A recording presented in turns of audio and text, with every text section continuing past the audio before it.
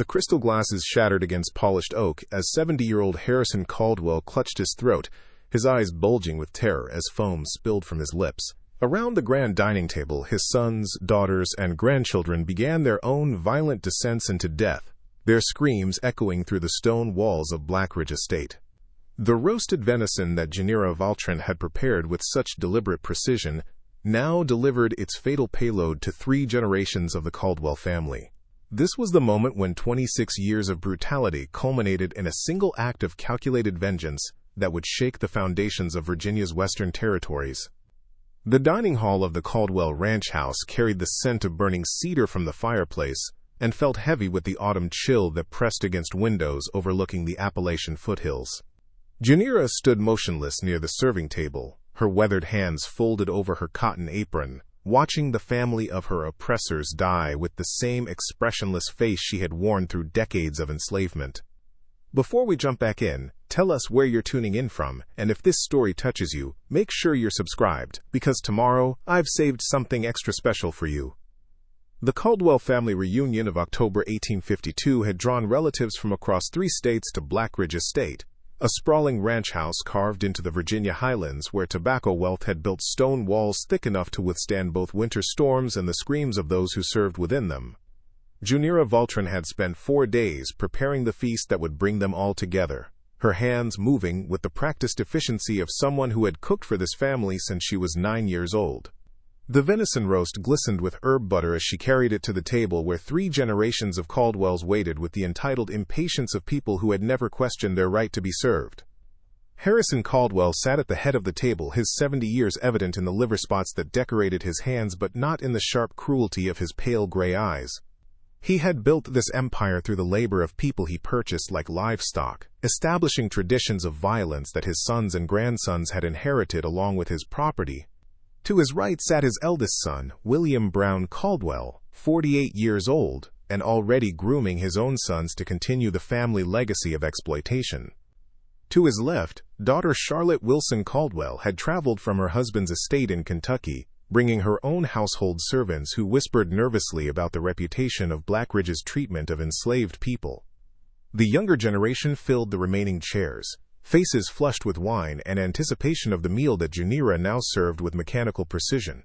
23-year-old Alexander Davis Caldwell, Harrison's favorite grandson, had recently purchased his first plantation using money borrowed against his inheritance. 19-year-old Amelia Moore Caldwell practiced the affected manners she had learned at finishing school in Richmond. 17-year-old Samuel Thompson Caldwell boasted about his plans to expand the family's tobacco operations into Tennessee. Junira moved between them like a ghost, filling glasses and arranging platters while absorbing their casual conversations about property values, political connections, and the price of human beings at the latest auction in Lexington. She had listened to 3 generations of these discussions, watching as the casual cruelty of the grandfather became refined brutality in the sons and careless violence in the grandchildren. The poison had been Junira's companion for 8 months, carefully extracted from water hemlock roots that grew along the creek bed marking Blackridge's northern boundary. Sicutoxin was swift and merciless when properly concentrated, causing convulsions and respiratory failure that physicians often mistook for epileptic seizures or heart complications. Junira had learned its properties through careful observation and desperate experimentation, understanding that her only chance for justice required methods that white authorities would never suspect. The timing demanded absolute precision. Every member of the Caldwell bloodline needed to be present, gathered in one location where their simultaneous deaths would carry maximum impact. The family reunion provided perfect circumstances, bringing together patriarch, heirs, and the newest generation who would inherit the violence that defined their legacy. Harrison Caldwell raised his glass in a toast that celebrated family, prosperity, and the divine blessing that he claimed justified their treatment of enslaved people. His voice carried the educated accent of Virginia aristocracy as he thanked Providence for delivering them such abundance. The irony would have been amusing if Junira possessed any capacity for humor after 26 years of bondage. The first bite of venison entered Harrison's mouth at precisely 6:30 in the evening. The herb butter masked any trace of the poison that Junira had worked into every fiber of the meat during hours of careful preparation. She had calculated dosages based on body weight, ensuring that each family member received enough toxin to guarantee death regardless of their size or constitution. The old man's face contorted first, his weathered features twisting into an expression of confused agony as the sicky toxin attacked his nervous system. The crystal wineglass slipped from his fingers, shattering against the oak table in a cascade of broken glass and burgundy liquid. Foam began bubbling from his lips as his body convulsed with violent spasms that threw him backward in his chair. William Brown Caldwell lurched to his feet, reaching for his father even as his own symptoms manifested with terrifying speed. His hands trembled uncontrollably, knocking plates and silverware across the table as he fought against the poison coursing through his bloodstream. Charlotte's scream pierced the dining hall as she watched her father and brother succumb to forces they couldn't comprehend. But Charlotte's own screams transformed into choking gasps as the venison she had consumed delivered its fatal payload. Her carefully arranged ringlets came loose as she thrashed in her chair, her finishing school manners abandoned in the face of approaching death. Around the table, younger Caldwells experienced their own rapid deterioration, their confident conversations about inheritance and expansion silenced by the reality of their mortality. Alexander Davis Caldwell's face turned purple as he clawed at his throat, his recent boasts about plantation management forgotten in the desperate struggle for air that wouldn't come. Amelia Moore Caldwell collapsed across her plate, her delicate features contorting with each muscle spasm that racked her body. Samuel Thompson Caldwell tried to stand, but his legs refused coordination, sending him crashing to the floor where he convulsed with decreasing intensity. Junira remained at her position near the serving table, her dark eyes tracking each death with the clinical detachment of someone who had spent months planning this moment. She had served this family for 26 years. Brought to Blackridge Estate in 1826 as part of a transaction that valued her at $200. The Caldwells had owned her body, controlled her movements, and claimed her labor as their property. But they had never owned her mind, and in that protected space, Junira had nurtured hatred that crystallized into methodical vengeance. The dining hall echoed with the sounds of dying, a symphony of choking, gasping, and the wet sounds of bodies losing control of basic functions. The scent of roasted venison mixed with the acrid smell of fear and bodily fluids as 3 generations of Caldwells experienced the consequences of their inherited cruelty. Junira had calculated that the convulsions would last approximately 12 to 15 minutes based on the dosages she had administered. She counted silently, timing their deaths with the same precision she had applied to their murder. Harrison Caldwell died first, his 70-year-old heart giving out under the strain of the poison's assault on his nervous system. His final expression captured the confused outrage of a man who had never imagined that the people he enslaved might possess the intelligence and determination to destroy him. William Brown followed minutes later. His plans for expansion and dynasty building ended on the floor of his father's dining hall. Charlotte's death came with particular swiftness, her smaller body overwhelmed by the toxin concentration that Junira had carefully measured. The younger generation lasted slightly longer, their youth providing marginal resistance against poison designed to guarantee mortality. But one by one, the convulsions subsided as respiratory systems failed and hearts stopped beating. The silence that followed was absolute. 23 people had entered the dining hall expecting celebration. 14 Caldwell family members now lay dead among the ruins of their feast. The surviving guests, relatives by marriage and their own household servants, sat frozen in shock at the massacre they had witnessed but couldn't explain. Junira stood motionless, her weathered hands still folded over her apron, her face revealing nothing of the satisfaction that warmed her chest like summer sunshine. She had waited 26 years for this moment, endured countless violations of her dignity and humanity, absorbed daily humiliations that defined enslaved existence at Blackridge Estate. The breaking point had come 14 months earlier when Harrison Caldwell sold Junira's daughter Arissa to a plantation in Georgia to settle a debt from a failed business venture. Mother and daughter separated by the casual economics of men who treated human relationships as negotiable commodities. That sale had transformed Junira's quiet resistance into calculated murder. But what Junira didn't realize was that someone had been watching her preparation of the fatal feast, and that witness would soon force her to confront choices that would determine whether she died as a murderer or lived as something far more dangerous, The footsteps approaching from the kitchen belonged to someone whose silence might cost more than Junira could afford to pay. Junira Valtren's story began 26 years earlier, in circumstances that stripped away any illusions about the value placed on her humanity. She arrived at Blackridge Estate in autumn 1826, purchased at a Richmond auction where human beings stood on wooden platforms, while white men evaluated their teeth, muscles, and potential productivity. Harrison Caldwell had paid $200 for a 9-year-old who showed promise as a house servant, an investment he expected would provide decades of unpaid labor. The journey from Richmond to the Virginia highlands took 3 days in a wagon that transported newly purchased property alongside agricultural equipment and building supplies. Junira remembered watching the landscape change from coastal plains to rolling hills, each mile carrying her further from the tobacco plantation where she had been born, further from her mother who had been sold separately to settle the estate of a deceased slaveholder. Preparing and narrating this story took us a lot of time, so if you are enjoying it, subscribe to our channel. It means a lot to us. Now, back to the story. Blackridge Estate sprawled across 1,500 acres of highland terrain, its stone main house commanding views of valleys where tobacco grew in organized rows tended by enslaved laborers who lived in rough cabins along the property's eastern boundary. The estate had been built by Harrison's father in 1798, established through land grants awarded for service during the Revolutionary War, then expanded through aggressive acquisition of neighboring properties and systematic exploitation of enslaved labor. Harrison Caldwell ruled Blackridge with the absolute authority of someone who believed divine providence had ordained his dominance over those he considered inferior. He quoted scripture to justify bondage, cited economic necessity to excuse brutality, and cultivated a public reputation as a benevolent master who provided adequate food and shelter for his human property. But behind the carefully maintained facade existed systematic violence designed to extract maximum productivity while crushing any hint of resistance. Junira's first weeks at Blackridge introduced her to the household hierarchy that governed enslaved life. Senior house servants like Helene, who managed kitchen operations, possessed marginal authority over newer arrivals. Field hands occupied the lowest social position, their back-breaking labor in tobacco rows generating the wealth that funded the main house's comfort. Skilled craftsmen like blacksmiths and carpenters enjoyed slightly better treatment due to their specialized knowledge.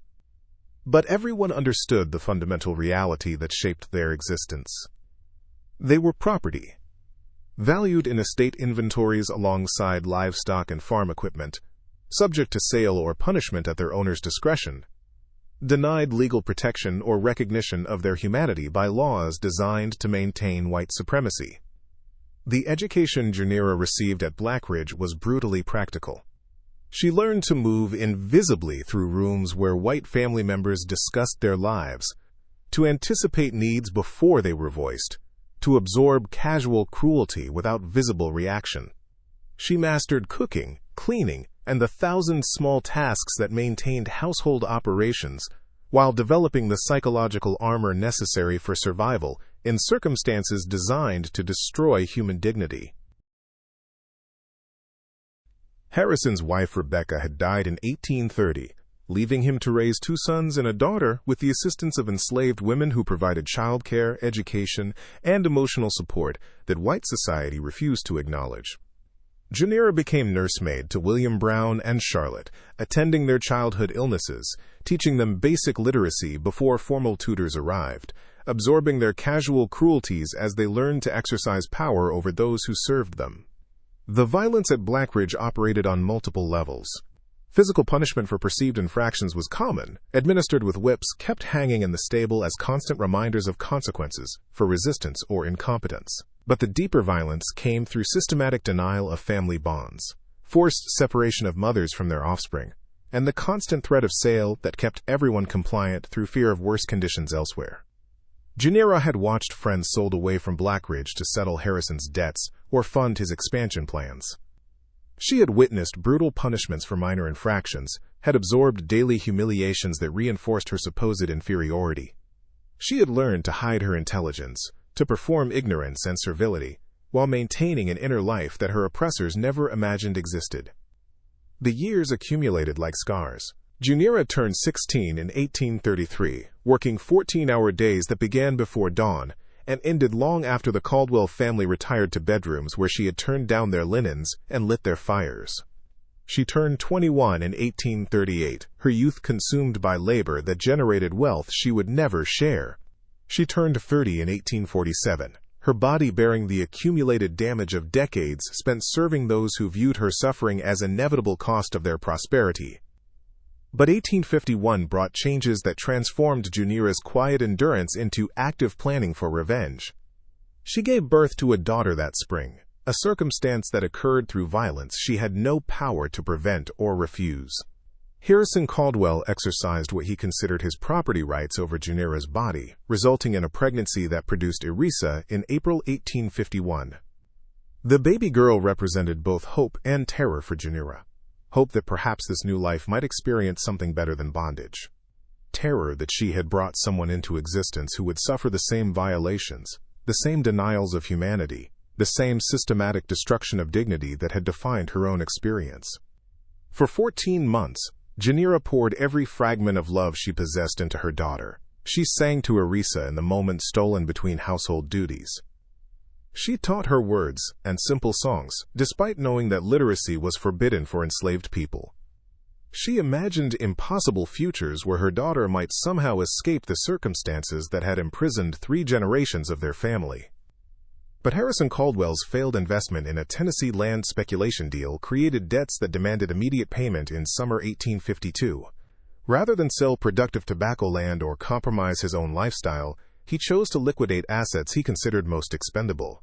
Enslaved people with minimal specialized skills represented immediate cash that could settle accounts without impacting his long-term prosperity. The slave traders arrived at Blackridge on a humid August morning, their wagon already half filled with human beings purchased from neighboring estates. They evaluated Harrison's available property with the practiced efficiency of men who had reduced human assessment to matters of age, health, and market demand. Irisa, at 15 months old, commanded a price of $300 from a Georgia cotton plantation seeking to build their future labor force through acquisition of young captives. Junira's protests meant nothing against the economic calculations that valued her daughter as commodity rather than human being. She watched the wagon carry Irisa away from Blackridge, her screams ignored by men who had long ago learned to disregard the emotional anguish of those they enslaved. The separation violated something fundamental in Junira's spirit, transforming her survival strategy from endurance to active planning for vengeance. The months following Irisa's sale were marked by Junira's systematic preparation for murder. She began studying the water hemlock that grew along Blackridge's creek beds, observing how livestock died after consuming the roots, noting the speed and severity of symptoms. She experimented with extraction methods, testing concentrations on barn rats to determine optimal dosages. But beyond the technical preparation, Junira underwent psychological transformation that surprised her with its completeness. She discovered that her capacity for violence matched the brutality that had defined her existence at Blackridge. She found that planning murder provided satisfaction that decades of endurance had never delivered. She recognized that she possessed not just the desire for revenge, but the intelligence and determination to execute it successfully. The family reunion represented perfect opportunity. 3 generations of Caldwells gathered in one location, consuming food prepared by hands they never imagined capable of calculated destruction. Junira had cooked thousands of meals during her years at Blackridge, her competence and reliability making her invisible to those she served. That invisibility became her greatest weapon. She had prepared the venison roast over 2 days, working the concentrated cicutoxin into every fiber of the meat with methodical precision. She had calculated dosages based on typical serving sizes, ensuring that each family member would consume lethal quantities regardless of their appetite. She had timed the reunion feast to occur when household witnesses would be minimal, creating circumstances where her actions might escape immediate detection. The poison was her silent revolution, her answer to 26 years of systematic dehumanization. But as the Caldwell family convulsed in their final moments, Junira had no way of knowing that her carefully planned vengeance was about to become infinitely more complicated. The footsteps belonged to Joshua Martin, Blackridge Estate's head groom, whose responsibilities managing the extensive stables had given him access to areas of the property that other enslaved people rarely saw. His weathered boots made almost no sound against the kitchen stone floor as he appeared in the doorway, his dark eyes fixed on Junira with an intensity that made her blood run cold. The evening light filtering through windows illuminated dust particles that hung suspended in air that suddenly felt too thick to breathe. Joshua was 41 years old, brought to Blackridge in 1835 after Harrison Caldwell purchased him from an estate sale in Charlottesville. He possessed the kind of quiet competence that made him valuable property, someone who understood horses, maintained equipment, and managed the complex logistics of a large, stable operation without requiring constant supervision. But Joshua's real value came from something the Caldwells never suspected: his ability to observe without being noticed, and to understand the unspoken languages of resistance that operated beneath the surface of plantation life. He had watched Junira during the past months, with growing concern, recognizing the signs of someone planning something desperate. He had seen her collecting water hemlock roots during early morning hours, when most of the household still slept. He had noticed her careful attention to family schedules, the way she tracked which relatives would attend the reunion, her methodical preparation of the feast that now lay consumed in the dining hall where bodies cooled among shattered crystal and spilled wine. Joshua understood exactly what he had witnessed, and the knowledge terrified him not because he felt sympathy for the dead Caldwells, but because he understood the consequences that would inevitably follow. The simultaneous death of 14 family members would trigger investigations that would tear through Blackridge Estate like wildfire, threatening everyone who lived and worked on the property. "Junira," he said quietly, his voice carrying layers of meaning that only someone who had survived decades of bondage could fully understand. "We need to discuss what happened in there before anyone else discovers the bodies." She continued arranging dishes on the counter, her movements maintaining the same steady rhythm that had characterized her work throughout the day. But Joshua could see the tension in her shoulders, the slight tremor in her hands that betrayed the emotional toll of her actions. He stepped further into the kitchen, pulling the door closed behind him to ensure their conversation remained private. The relationship between enslaved people at Blackridge operated according to complex social dynamics that white overseers never fully understood. Information flowed through networks of trust built over years of shared suffering. Assistance was provided based on careful assessment of character and reliability. Secrets were kept or revealed according to calculations that weighed individual safety against collective welfare. Joshua occupied a respected position within these networks, valued for his judgment and his ability to navigate the dangerous spaces between compliance and resistance. He had helped people before, provided cover for minor infractions, shared information that allowed others to avoid punishment.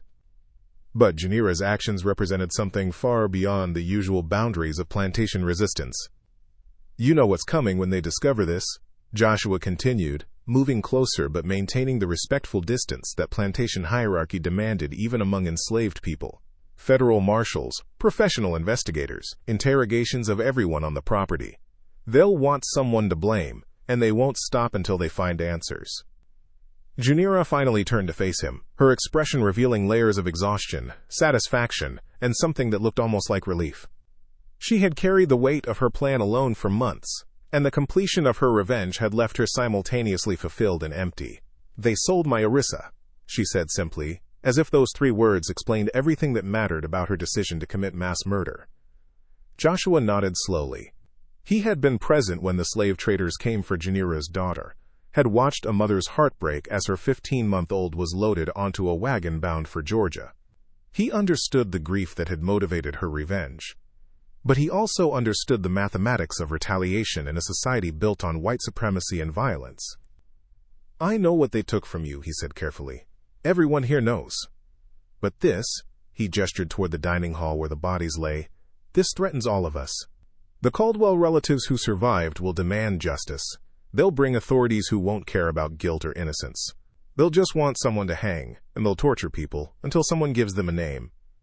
The calculation Junira faced was brutally simple. She could accept sole responsibility for the murders, guaranteeing her own execution but potentially protecting others from investigation.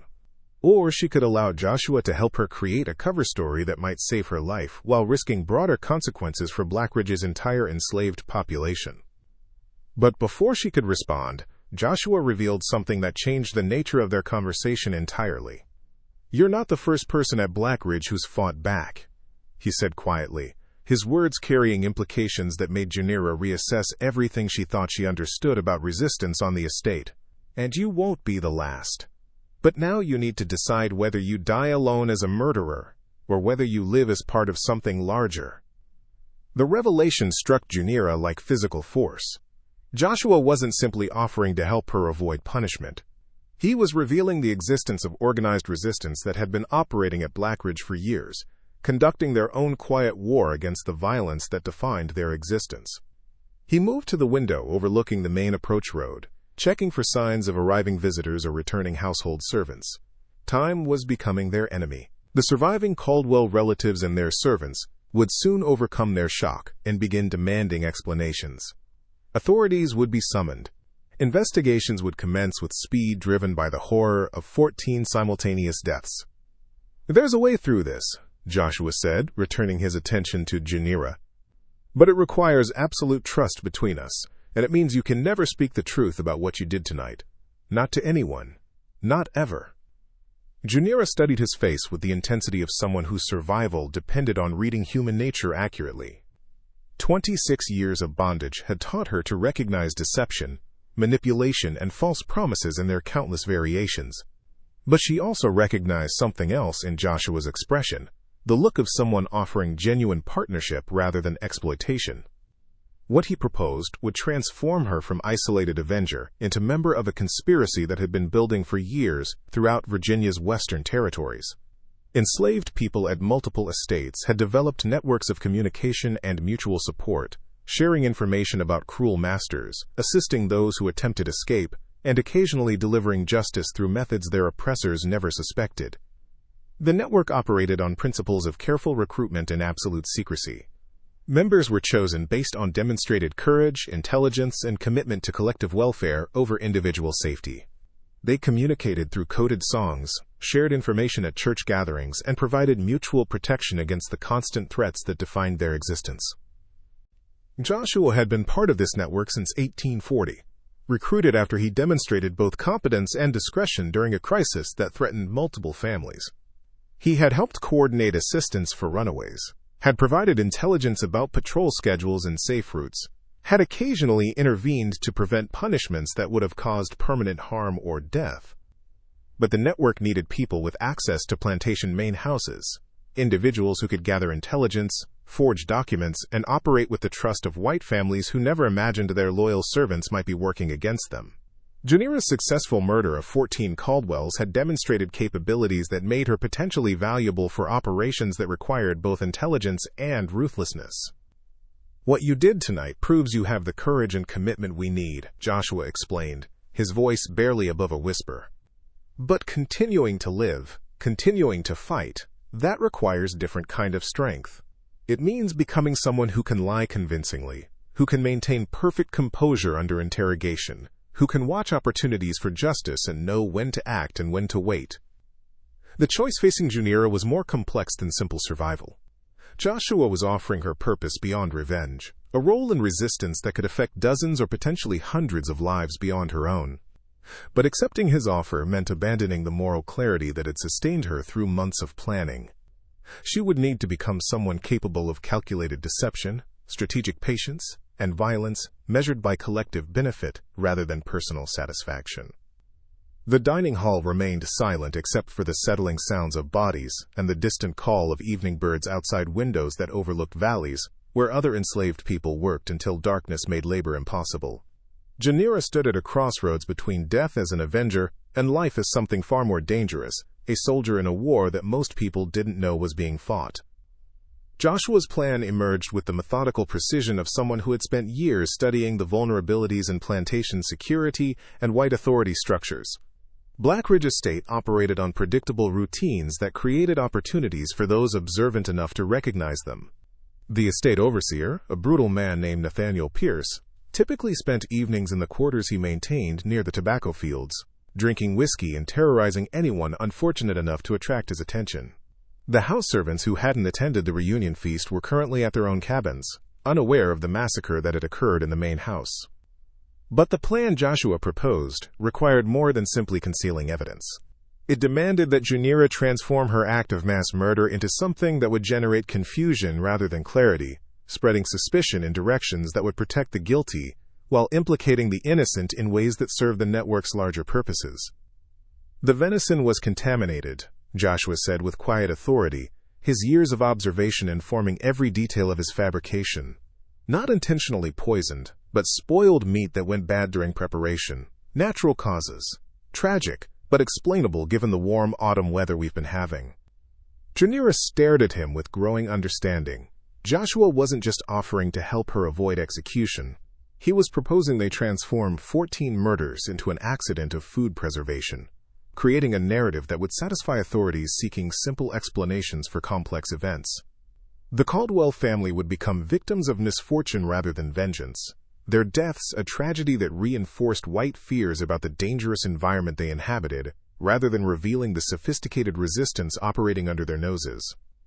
The food poisoning explanation possessed several advantages that made it more credible than alternatives authorities might consider. Autumn temperatures in the Virginia highlands fluctuated unpredictably, creating conditions where meat could spoil despite careful preservation attempts. Multiple cases of fatal food contamination had been documented across the region during recent years, establishing precedents that would support their fabricated narrative. Local physicians had limited tools for distinguishing between various causes of sudden death, typically relying on visible symptoms rather than detailed investigation. But Joshua's plan required more than simply staging a scene. It demanded that Junira master the performance of devastated guilt, develop convincing explanations for her food preparation methods, and maintain absolute consistency under questioning that was certain to come from authorities, surviving family members, and potentially professional investigators brought in to examine such an unusual mass fatality. She would need to become an actress of extraordinary skill, playing the role of a loyal servant destroyed by the accidental consequences of her work. She would need to express appropriate horror at the deaths, demonstrate genuine concern for her own failure to prevent the tragedy, and convince interrogators that she possessed neither the intelligence nor the malice to commit intentional murder. The transformation began immediately. Joshua coached her through the emotional responses expected from a devoted house servant whose cooking had accidentally killed the family she served. They practiced expressions of shock, sorrow, and self-blame that would seem natural to white investigators who couldn't imagine enslaved people capable of sophisticated deception or long-term planning. They moved through the dining hall systematically, adjusting details that would support their fabricated narrative without obviously appearing staged. Joshua examined the remaining venison, noting its appearance and scent to ensure nothing contradicted their claim of spoiled meat. Junira gathered the dishes and utensils, washing them thoroughly to remove any traces of the water hemlock extract, while maintaining the appearance of normal cleanup activities. The most dangerous element involved disposing of the concentrated poison that remained in containers hidden in Junira's small room off the kitchen. Joshua wrapped the evidence in oilcloth and buried it deep in the manure pile behind the stables, mixing the containers with decomposing organic matter that would accelerate their deterioration and mask any residual scent that might attract attention. But as they worked together to conceal Junira's crime, Joshua revealed information that fundamentally changed her understanding of resistance at Blackridge Estate and throughout Virginia's western territories. Her act of vengeance hadn't been the isolated explosion of individual rage she had imagined. It connected her to a sophisticated network that had been conducting systematic operations against slavery for over a decade. "You're not the first person to take justice into their own hands," Joshua said quietly as they arranged the dining hall to support their story. 3 years ago, overseer named Bradford disappeared from the Winchester plantation. Authorities assumed he drowned crossing the river during a storm. We knew different. The network Joshua described operated across multiple estates, involving dozens of enslaved people in coordinated activities that ranged from subtle sabotage to occasional elimination of masters whose brutality exceeded even the accepted standards of their violent society. They communicated through coded spirituals sung at church gatherings, passed information through trusted intermediaries, and maintained careful documentation of white violence that might someday serve as evidence of crimes against humanity. The participants included house servants with access to private correspondence, field hands who could monitor patrol patterns, skilled craftsmen who could forge documents, and even some free blacks who maintained businesses in towns like Lexington and provided cover for activities that would have been impossible within plantation boundaries. Junira's successful murder of 14 Caldwells had demonstrated capabilities that made her potentially valuable for operations requiring intelligence, patience, and absolute commitment to collective goals over individual safety. But joining this conspiracy would require abandoning the moral boundaries that had constrained her actions to focused revenge against those who had directly harmed her. Joshua explained that the network maintained strict protocols for recruitment and participation. Potential members were observed for months or years before being approached, evaluated for trustworthiness, competence, and psychological stability under pressure. Those who joined understood that discovery meant torture and execution not just for themselves, but potentially for their families and everyone connected to network operations. "We've been watching you since Arissa was sold," Joshua admitted. "Cullen reported changes in your behavior, your collection of the hemlock roots, your careful attention to family schedules. We knew you were planning something, but we waited to see if you possessed the discipline to execute it successfully." The revelation that her actions had been observed without intervention disturbed Junira on multiple levels. She had believed herself isolated in her planning, protected by secrecy that made her dangerous. Learning that others had tracked her preparations while choosing not to interfere suggested she had been less invisible than she imagined. But Joshua's explanation revealed the network's strategic calculation. They needed people who could plan and execute violence without external direction.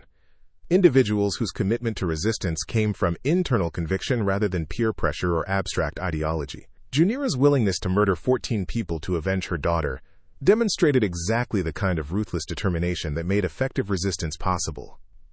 "What we offer is power," Joshua said, his voice carrying the weight of someone who had made similar choices years earlier.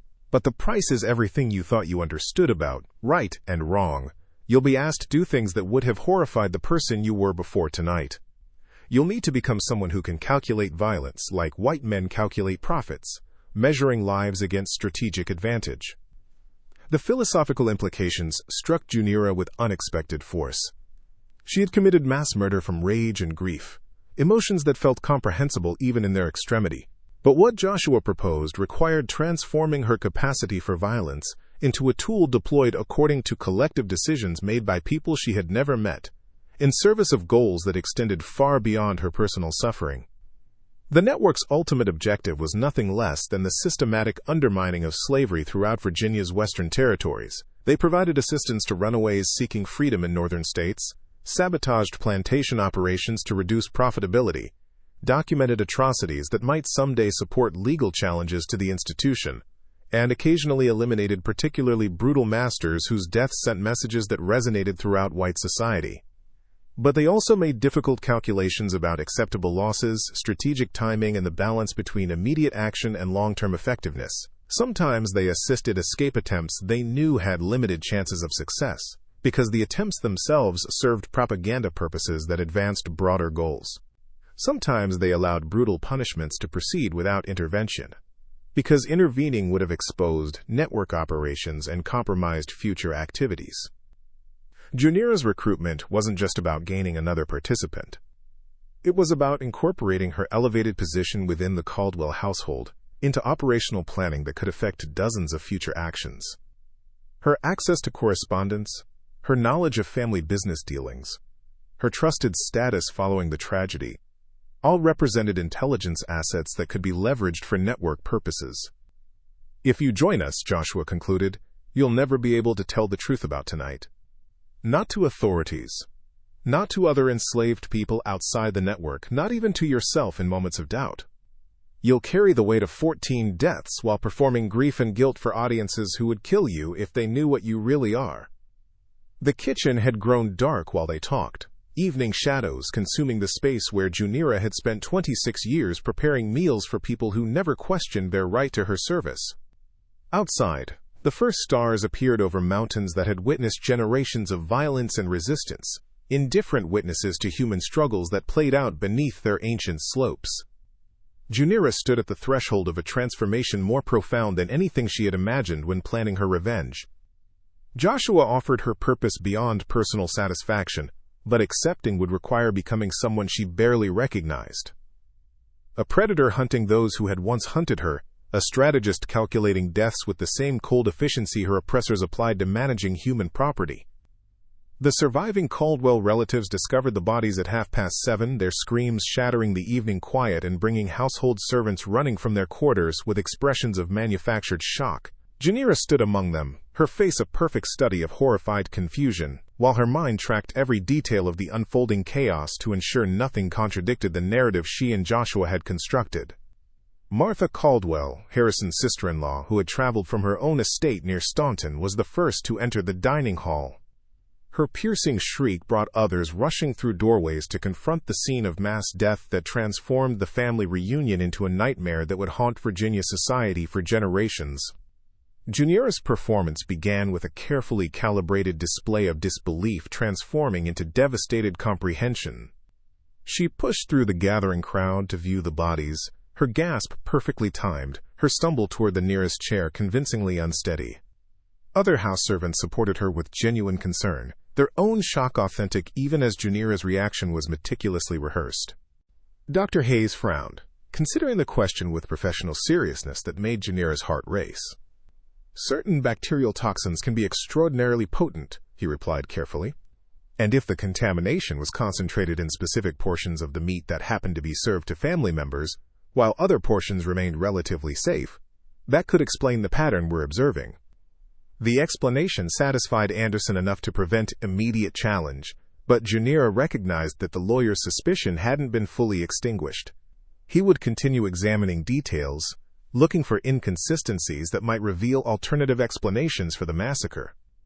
Over the following hours, Junira maintained her performance under increasing scrutiny. Relatives asked detailed questions about her meat preparation methods, storage techniques, and timing of various cooking stages. Each answer needed to align perfectly with the spoiled meat narrative, while demonstrating the kind of minor errors that would make contamination plausible without suggesting incompetence so severe it would raise different questions. She described checking the venison carefully, but perhaps not thoroughly enough. She admitted the root cellar where meat was stored had been warmer than usual, due to the autumn heat. She expressed devastation at her failure to detect signs of spoilage that might have prevented the tragedy. Every detail was calculated to support the narrative, while appearing to be spontaneous recollection under stress. Joshua's interventions proved crucial during moments when questioning threatened to expose contradictions. He provided corroborating testimony about storage conditions, confirmed details about recent weather patterns, and offered technical explanations about meat preservation that reinforced the accidental contamination theory. His reputation for reliability and his apparent lack of motive for deception made his support invaluable. The performance's most dangerous moment came when Martha Caldwell, still devastated by the loss of her brother and his entire family, approached Junira with unexpected compassion. "This wasn't your fault," she said gently, taking Junira's hands in her own. "You've served this family faithfully for decades. Harrison himself praised your cooking countless times. This was a terrible accident, nothing more." The kindness was harder to endure than accusations would have been. Junira had prepared herself to resist hostile interrogation, but genuine sympathy from a woman whose relative she had murdered created psychological complications she hadn't anticipated. She forced herself to maintain composure, accepting the comfort while suppressing the satisfaction that threatened to show in her eyes. Estate records from Blackridge, October 1852, documented the official conclusion. 14 members of the Caldwell family died from acute food poisoning caused by contaminated venison. The house servant responsible for meal preparation demonstrated appropriate remorse and appears to have exercised reasonable care given the circumstances. No evidence of intentional wrongdoing was discovered. But as authorities prepared to transport bodies for burial and surviving relatives made arrangements to settle Harrison Caldwell's estate, Junira discovered that her successful deception had created new complications more dangerous than the immediate threat of discovery. Her performance had elevated her reputation to unprecedented heights within white society, transforming her from invisible property into a visible symbol of loyal service and tragic misfortune. David Anderson announced his intention to include Junira in his uncle's will as a gesture acknowledging her faithful service, potentially granting her freedom and a small stipend that would allow her to live independently. The offer represented everything she might have dreamed about before her daughter's sale, but now it threatened to separate her from the resistance network that had protected her secret and given her purpose beyond revenge. The choice facing Junira was brutally simple. She could accept freedom and leave Blackridge, abandoning the network and the ongoing struggle against slavery. Or she could remain enslaved, using her elevated status and continued access to plantation operations to serve the collective resistance that had transformed her from isolated avenger into soldier in a broader war. Joshua made no attempt to influence her decision, understanding that recruitment only succeeded when it emerged from internal conviction rather than external pressure. But he ensured she understood the implications of either choice. Freedom meant safety, but also isolation. Continued bondage meant danger, but also purpose and the possibility of affecting dozens or hundreds of lives beyond her own. The funeral arrangements proceeded while Junira wrestled with decisions that would determine the rest of her life. 14 coffins were prepared for transport to family burial grounds across Virginia. Relatives gathered to divide Harrison's estate, their grief complicated by the complex financial and legal questions that arose from simultaneous deaths across 3 generations. Authority figures completed their investigations, satisfied that the tragedy resulted from unfortunate accident rather than criminal intent. But Junira recognized that her successful performance had solved one crisis while creating another. Her elevated status would bring opportunities, but also increase scrutiny that could expose the resistance network operating throughout Virginia's western territories. Every action would be observed and evaluated by people with interests in maintaining the illusion that slavery could be benevolent when guided by Christian principles and paternalistic concern. Loyalty had become her new prison, but the bars were made of reputation rather than iron, and the locks were forged from the trust of those who believed they owned not just her body but her devotion to their interests. What happened next would test whether she could transform that misplaced trust into a weapon more dangerous than the poison that had killed 3 generations of Caldwells. The hidden compartment beneath the stable's tackroom floor revealed itself only when Joshua removed 3 specific floorboards in a sequence that appeared random but followed a pattern known only to network members. Junira knelt beside the opening, her eyes adjusting to the dim lantern light that illuminated a cache of materials that transformed her understanding of resistance throughout Virginia's western territories. The musty scent of earth mixed with the smell of oiled leather and dried ink as she examined documents that represented years of systematic operations against the institution that had defined her existence. The compartment contained forged travel passes bearing official seals from multiple counties, detailed maps showing safe routes through mountain passes and river crossings, correspondence written in codes that disguised names and locations, and most significantly, a ledger documenting successful escapes dating back to 1845. Each entry represented families who had risked everything for freedom, their journeys facilitated by a network that operated with sophistication that would have shocked authorities who believed enslaved people incapable of such organization. Joshua spread several documents across the tackroom floor, explaining the network's structure and operations with the precision of someone who had spent years perfecting systems designed to survive despite constant threats of discovery. The organization extended across 7 counties in Virginia's highlands, involving approximately 60 active participants and dozens more who provided occasional assistance without full knowledge of the broader conspiracy. "We've moved 147 people to freedom since operations began," quote, Joshua explained, his finger tracing routes on hand-drawn maps that showed terrain features, patrol patterns, and safe houses maintained by sympathetic whites and free blacks. But movement is only part of what we do. Intelligence gathering, documentation of atrocities, strategic sabotage, these all serve the larger mission of undermining slavery's economic and social foundations. The network operated through a cell structure that protected participants if any individual component was compromised. Joshua coordinated activities at Blackridge and 3 neighboring estates, but he reported to regional organizers whose identities remained hidden even from most network members. This compartmentalization ensured that captured participants could only expose limited operations regardless of what interrogation methods authorities employed. Junira's role within this structure would leverage her unique position as a house servant with elevated status following the Caldwell tragedy.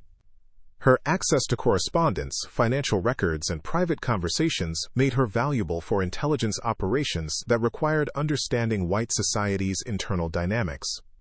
But more importantly, her proven willingness to commit violence made her suitable for operations that required eliminating threats to network security or removing particularly brutal overseers whose deaths would send messages throughout the region. "We need someone who can operate inside white society's trust," Joshua continued, showing Junira examples of intelligence other house servants had gathered. Letters discussing slave purchases, business correspondence revealing financial vulnerabilities, private conversations about political developments that affect fugitive slave laws. "Information is power, and you'll have access to more valuable intelligence than anyone else in our network." The documents Joshua shared revealed operations far more complex than Junira had imagined possible. The network maintained contacts with northern abolitionists, who provided funding and coordination for escaped families reaching free states. They operated a primitive but effective communication system, using coded messages hidden in church bulletins and commercial advertisements. They had developed techniques for forging official documents that could withstand scrutiny from local authorities unfamiliar with genuine examples. But the network's activities extended beyond assisting runaways. They engaged in systematic economic sabotage designed to reduce plantation profitability without attracting attention that would trigger investigations. Field hands deliberately damaged equipment in ways that appeared accidental. House servants orchestrated minor thefts that accumulated into significant financial losses. Craftsmen introduced subtle flaws into construction projects that required expensive repairs months or years later. The ledger documenting these activities revealed a pattern of sustained resistance that challenged everything white society believed about enslaved compliance and capability. Each entry represented careful planning, precise execution, and willingness to accept risks that could result in torture and death if discovered. The cumulative impact was measurable in reduced profits, increased expenses, and growing white anxiety about the reliability of the labor force that generated their wealth. "Your position at Blackridge gives us opportunities we've never had before," Joshua explained, his tone carrying the weight of someone who understood the strategic implications of Junira's circumstances. "David Anderson's offer to include you in Harrison's will creates possibilities for movement and communication that would be impossible for ordinary enslaved people. If you accept freedom, you could operate as coordinator for activities across multiple counties." The proposal represented a dramatic expansion of Junira's role from participant to leadership within the network's regional operations. Free blacks occupied precarious positions in Virginia society, subject to restrictions and surveillance that limited their activities. But they also possessed legal rights to travel, conduct business, and own property that made them invaluable for operations requiring interaction with white authorities or movement across county boundaries. Junira would establish herself as a laundress or seamstress, occupations that provided cover for extensive travel and contact with households across the region. She would coordinate intelligence gathering, manage distribution of forged documents, and serve as liaison between network cells that couldn't communicate directly without risking exposure. Her reputation as the loyal Caldwell servant destroyed by tragic accident would provide credibility that could deflect suspicion from her activities. But the proposal also revealed tensions within the network about methods and objectives that would force Junira to confront difficult questions about the nature of resistance and the acceptable costs of pursuing freedom. Some participants advocated for exclusive focus on assisting runaways, arguing that every person moved to freedom represented a direct blow against slavery's legitimacy. Others pushed for more aggressive tactics, including systematic violence against particularly brutal masters, and large-scale sabotage operations designed to destabilize plantation economies. Joshua belonged to a pragmatic faction that argued for balanced approaches, adapting tactics to specific circumstances and opportunities.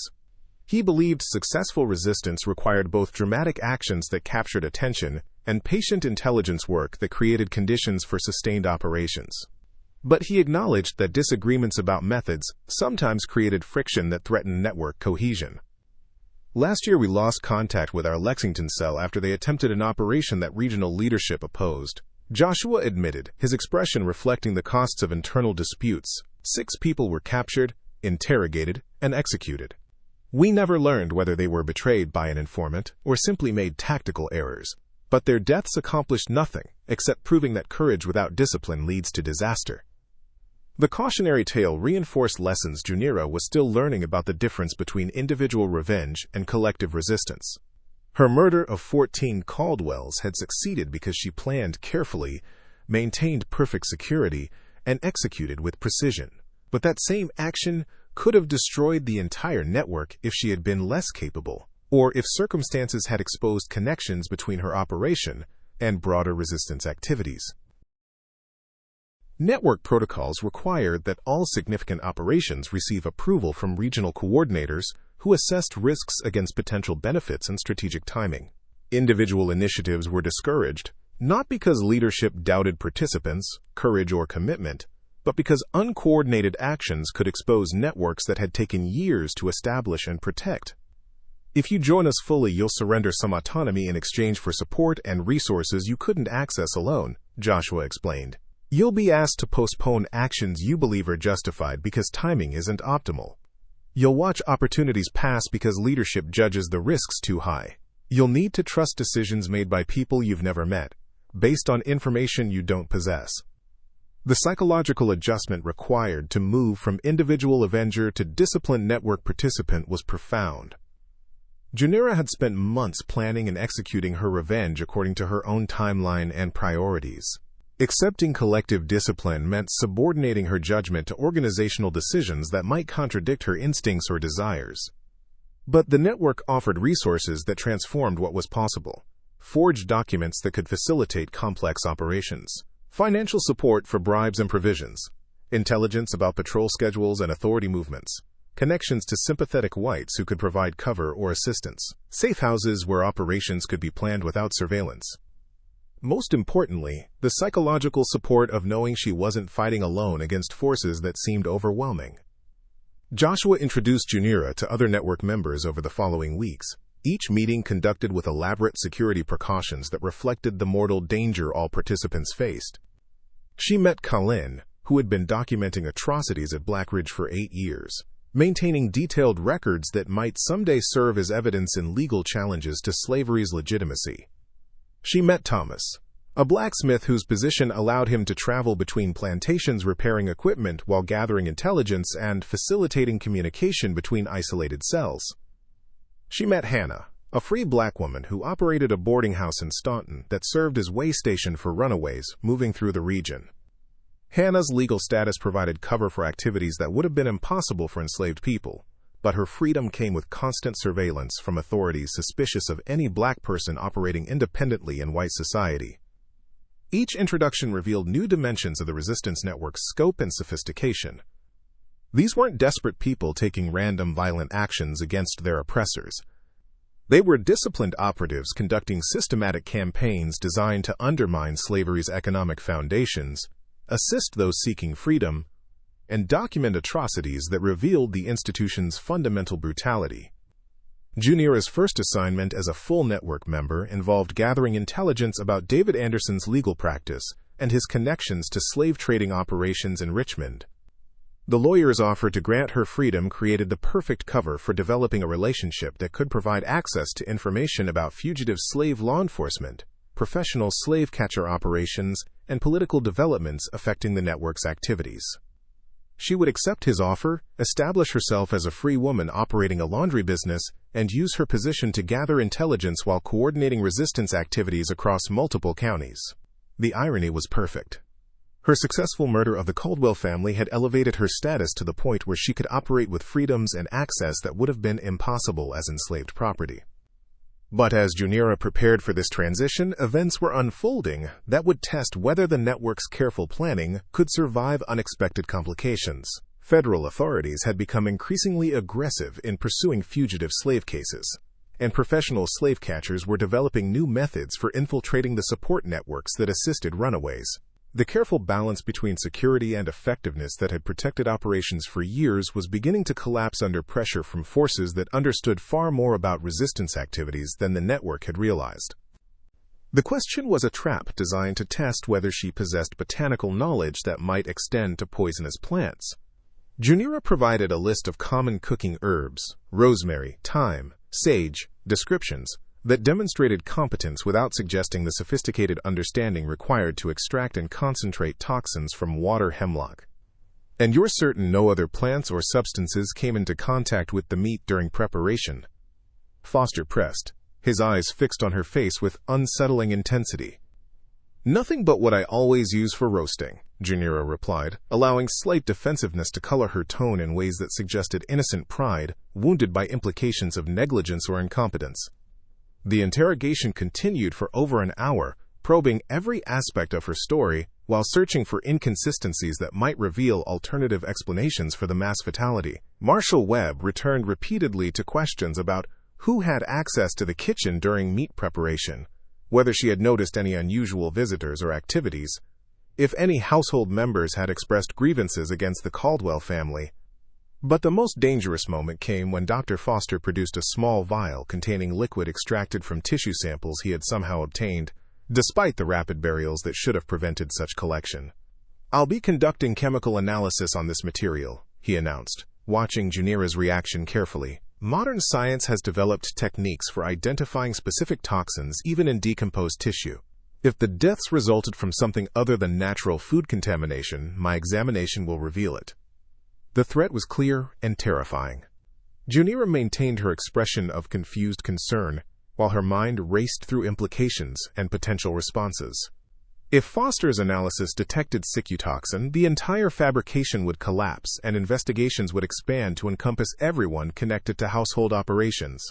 The network would be exposed, dozens of people would face interrogation and execution, years of careful resistance work would be destroyed. Joshua's interrogation followed Junira's, providing him opportunity to reinforce supporting details while maintaining perfect consistency with her testimony. But as the afternoon progressed, it became clear that Marshal Webb's investigation extended beyond the Caldwell deaths to encompass broader suspicions about resistance activities throughout Virginia's western territories. "We've documented 17 suspicious deaths of slaveholders across 7 counties during the past 3 years," Webb revealed during a conversation with David Anderson that Junira overheard from her position in the adjacent hallway. "Patterns suggest coordination that extends beyond coincidence. The Caldwell tragedy may be connected to larger criminal conspiracy involving assistance to fugitives and systematic violence against lawful property owners." The revelation exposed the network's activities to federal scrutiny that local authorities had lacked the resources or sophistication to apply. Someone had been documenting resistance operations, connecting isolated incidents into patterns that revealed organized conspiracy. The network's careful compartmentalization provided some protection, but sustained investigation would inevitably expose connections between participants and operations.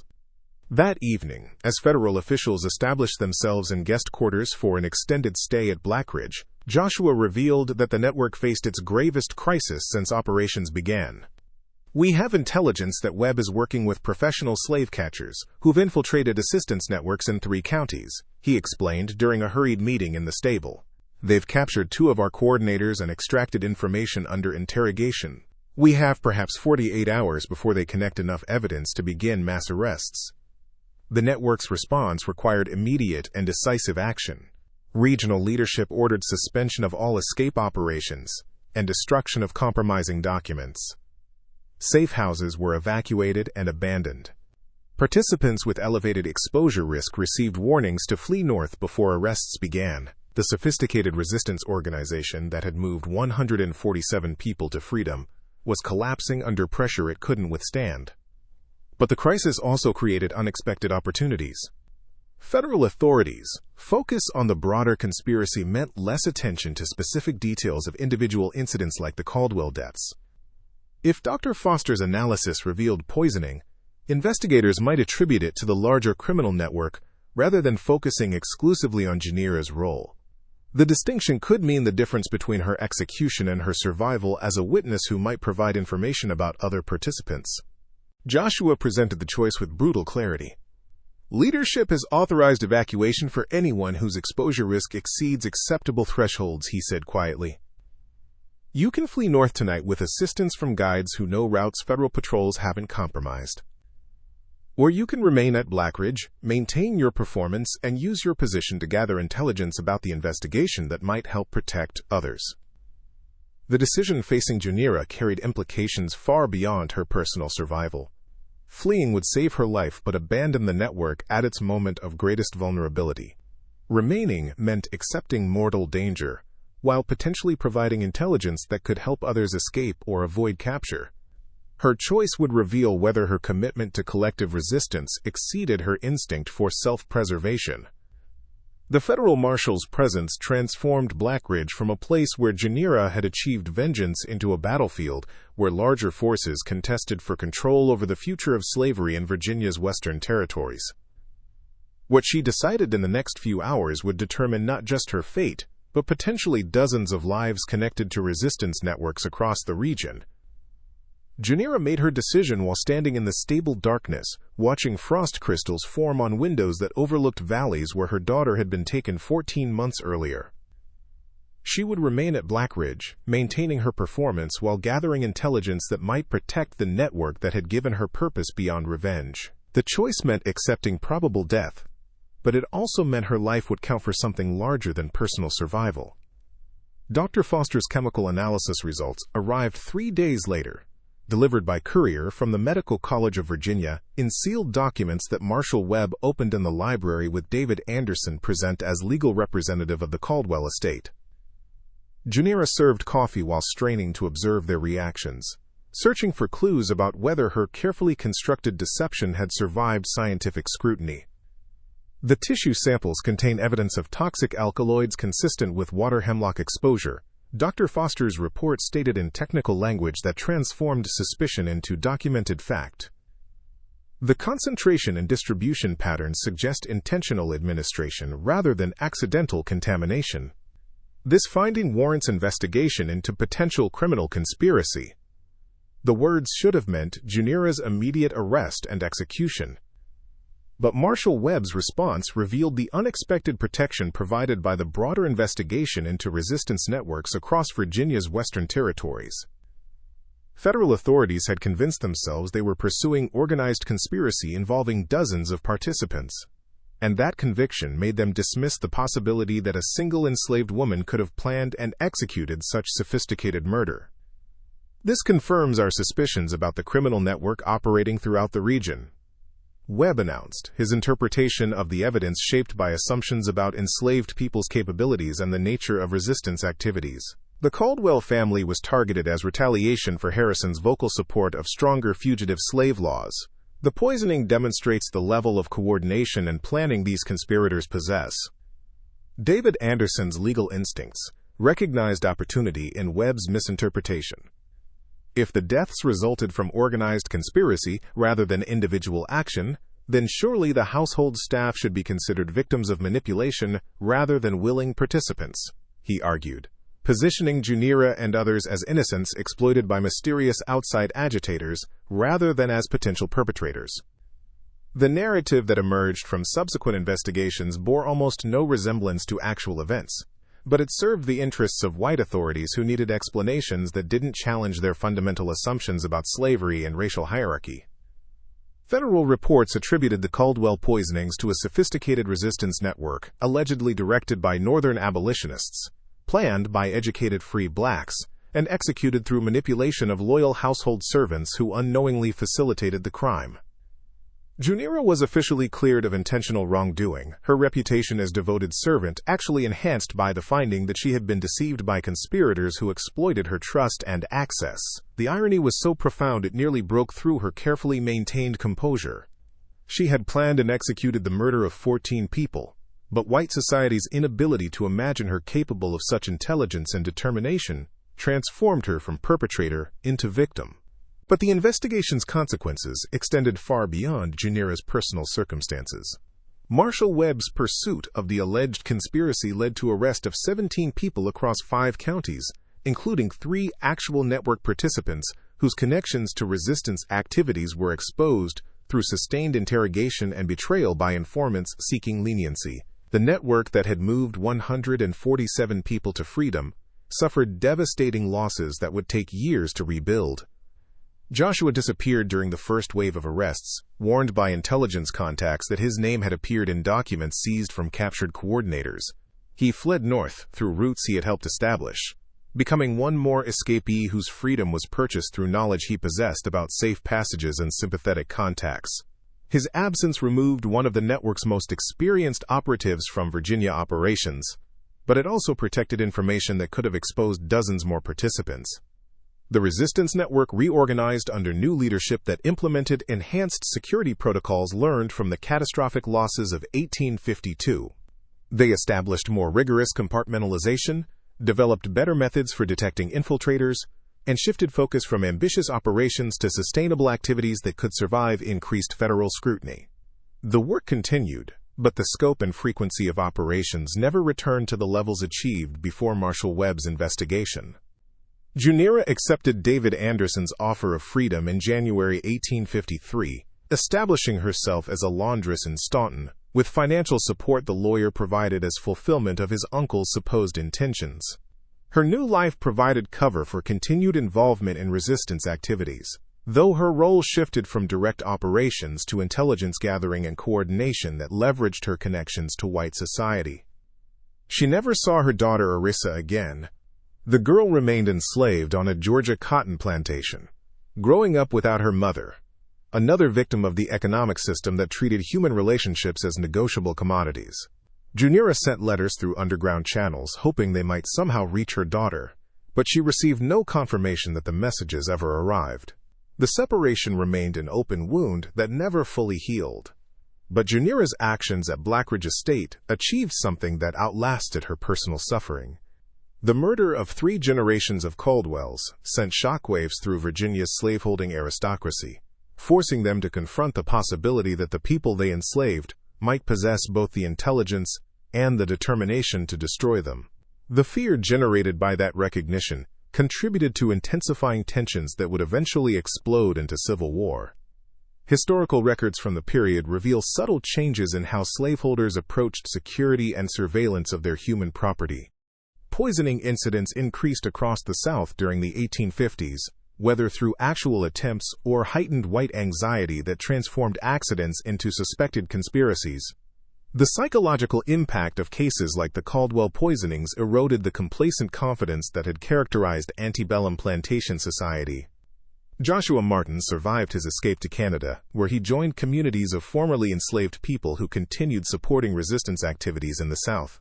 He provided intelligence to abolitionist organizations, assisted newly arrived escapees, and maintained contact with network members still operating in Virginia. His knowledge and experience proved valuable for training new conductors who carried on the work of moving people toward freedom. The resistance network Joshua and Junira had served continued operations until the Civil War transformed scattered resistance into open rebellion. Enslaved people across the South escaped to Union lines, provided intelligence to federal forces, and actively undermined Confederate war efforts through sabotage and refusal to cooperate with masters who claimed loyalty but faced systematic defiance. The networks established during the antebellum period provided foundations for wartime resistance that contributed significantly to Union victory. Junira lived to see the Emancipation Proclamation in 1863, though by then she was 56 years old, and her health had been permanently damaged by decades of brutal labor. She worked with Freedmen's Bureau representatives after the war, providing testimony about conditions at Blackridge Estate and other plantations in Virginia's western territories. Her accounts contributed to historical documentation of slavery's violence, though she never revealed her role in the Caldwell poisonings. Records show she died in 1867, buried in a Staunton cemetery under a simple marker that identified her as a laundress and former house servant. Nothing on the stone suggested she had murdered 14 people, helped 147 others escape to freedom, or participated in resistance activities that challenged the foundations of American slavery. Her secrets died with her, protected by the same discipline that had allowed her to survive interrogations and maintain her performance through years of dangerous deception. But historical researchers examining Warren County records from 1852 discovered something unexpected in the 1990s. Systematic gaps in plantation documentation from that period suggested someone had destroyed evidence of activities that officially never occurred. Estate inventories, correspondence files, and financial records all showed signs of selective removal or alteration that indicated deliberate concealment of information about resistance networks and their operations. The missing documents protected secrets that might have exposed people whose descendants still lived in communities descended from enslaved populations. The gaps in historical records became their own kind of monument, testifying to resistance that succeeded precisely because it remained invisible to those who sought to document and control every aspect of enslaved life. Modern historians studying antebellum resistance continue debating the extent and effectiveness of networks, like the one Junira served. Some argue these operations represented significant challenges to slavery's stability, while others suggest their impact was limited by the overwhelming power disparities between enslaved and enslaver populations. But the debate itself acknowledges that resistance existed, that enslaved people possessed agency and capability their oppressors systematically denied. Junira Valtren's story disappeared into the silences that protect the guilty and honor the dead. But the legacy of her actions persisted through generations of people who understood that justice sometimes requires methods that official history refuses to acknowledge, and that the most effective resistance operates in shadows where witnesses keep secrets that die with those who lived them. Up next, you've got 2 more standout stories right on your screen. If this one hit the mark, you won't want to pass these up. Just click and check them out. And don't forget to subscribe and turn on the notification bell so you don't miss any upload from us.